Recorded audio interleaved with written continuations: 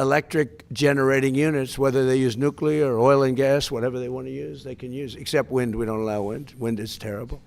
It just doesn't work. It's too expensive, no good, bad for the environment. But, and they're building their own plants with some of the greatest electric producing plants that you've ever seen. I mean, they're teaching the companies that produce electricity, they're teaching them how to do a plant. So that was my decision, that was my idea, because we have an old grid. It's tired, it's old, it would take years to fix it.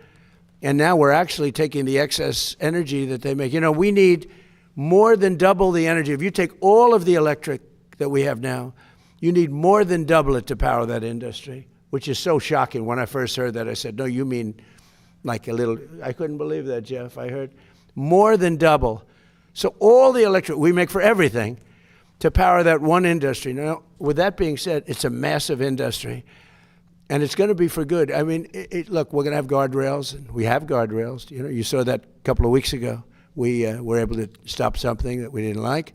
And by the way, the company was very good. They were very good, you know that. But it can be used for tremendous good, and mostly good and some bad, and the bad we have to stop. But it's a massive industry, and I think things are going to happen. You know what you're seeing here with the kids? I think something could happen in that regard too, with a contribution to the people of our country. I'll give you a little inside information. Am I allowed to do that, Miss? Well, we have Paul. Am I allowed to do that?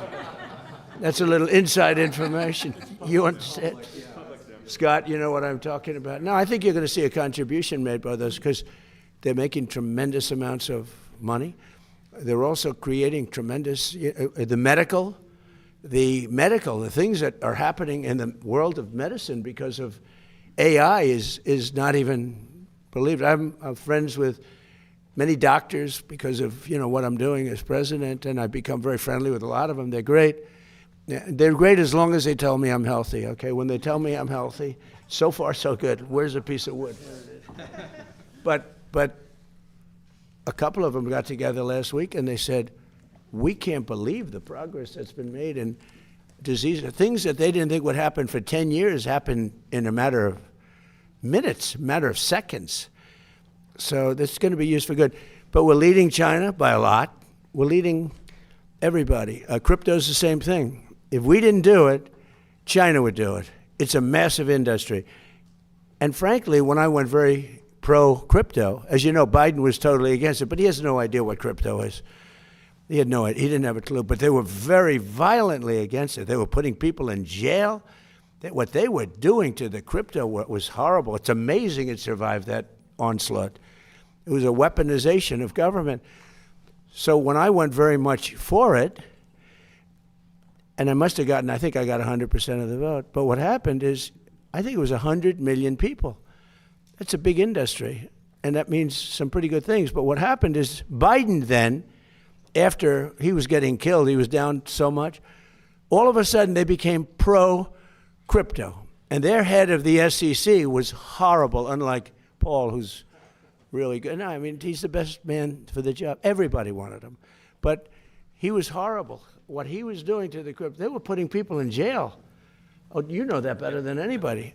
Good people, great, prestigious people. They were putting them in jail. And I said, you got to be kidding. And they were trying to destroy the industry. Okay, ready? So now I'm killing Biden. I'm winning by so much. And all of a sudden he becomes totally pro-crypto. They dropped all investigations of everybody. They allowed people to come out of jail. And every time I see a crypto guy where they dropped an investigation, I said, you're lucky I'm president, because they, you know, I don't know if you know, the Biden administration became totally pro-crypto that last couple of months, because they were getting killed. Because crypto has a tremendous audience. So yeah, I'm very much for crypto, because it's not a question of a personal thing. Because I let my kids do whatever the hell they do, they can do. I don't ever talk to them about it. I'm allowed to, I think. I'm allowed to, but I don't bother. Because this office is a much higher calling. So I make, as president, the president of the United States get essentially $2.5 million for 4 years, right? Wait a minute. It's spread out over a period of 4 years. It's about $2.5 million. I waived my salary. Now, I figured, because we've had other wealthy presidents. We've had Kennedy, and we've had FDR was very wealthy. Teddy Roosevelt was wealthy. And one of the wealthiest, believe it or not, was George Washington, who wasn't in the White House, but there are pictures of him surveying this ground. He's the one that sort of picked the location. I think he made a good choice. He picked a good location.